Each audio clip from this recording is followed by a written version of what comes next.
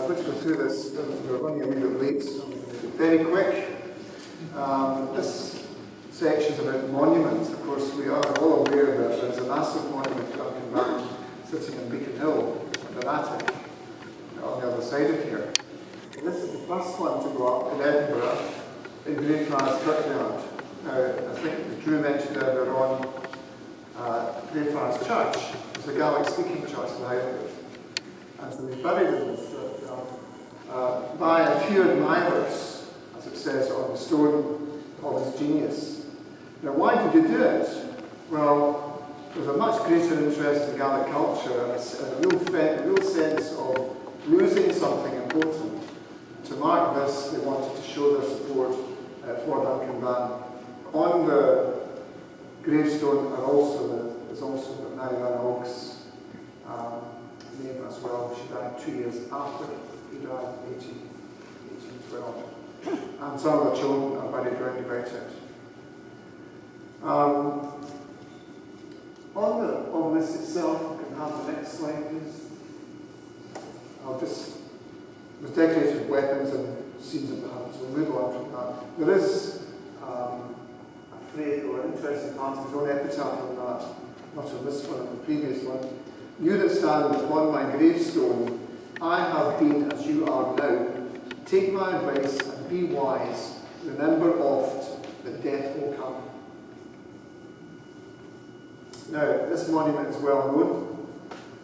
This is the monument to Duncan on Beacon Hill.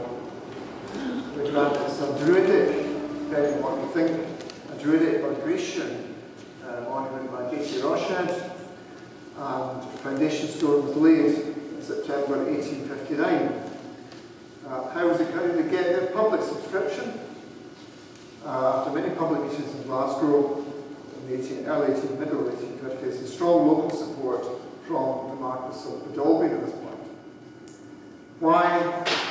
Politics at the time, there was a real concern. This is during 1855, which took place during the Crimean War. Highland volunteering had declined dramatically for this, and there was a real concern in government that perhaps there was, the circumstances the Highlanders were living in were contributing to this realisation that we should not be fighting for this government. It's about 300 feet above Loch Hall by the architect J.T. Roched, and there's an excerpt from the Inverness Advertiser here of 1859 describing how this foundation stone was laid.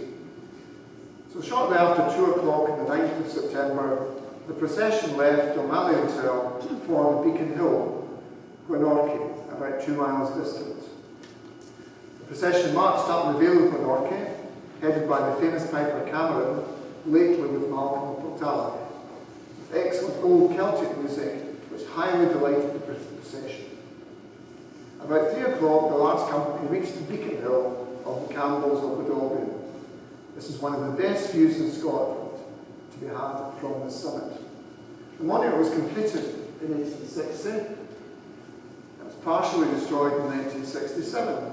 And it's quite amazing, there was a real lack of information about this event in the 60s.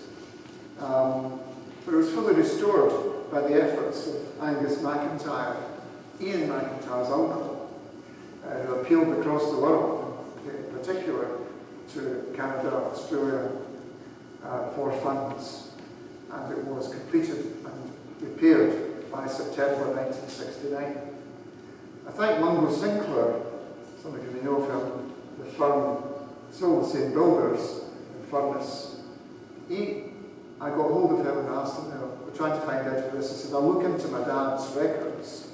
His dad was a very meticulous record keeper, and he sent me a bill, which unfortunately I've been paid, for £232, dated in September 1969, and that confirmed the whole episode. So it's a wonderful thing to have.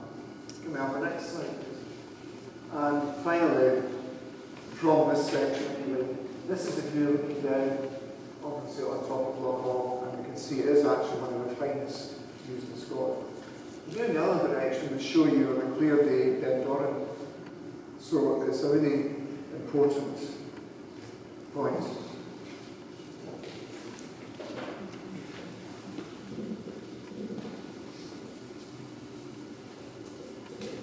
It is, and it's a wonderful monument. The monument